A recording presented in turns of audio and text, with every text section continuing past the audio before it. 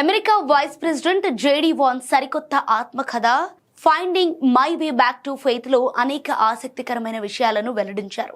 ఈ పుస్తకంలో తన ఆధ్యాత్మిక ప్రయాణాన్ని వాన్స్ సుదీర్ఘంగా వివరించారు.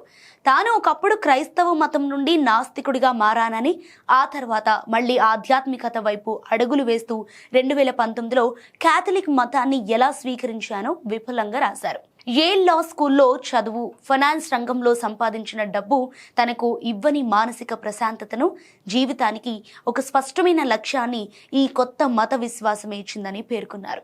యేల్ లా స్కూల్లో చదివి ప్రతి ఒక్కరూ తాము భవిష్యత్తులో సుప్రీంకోర్టు జడ్జి కావాలనో లేక అమెరికా సెనేటర్ కావాలనో కలలు కనే వారిని వాన్స్ గుర్తు చేసుకున్నారు. కానీ తన భార్య ఉషకు మాత్రం అలాంటి పెద్ద పదవులపై అస్సలు ఆశ ఉండేది కాదట.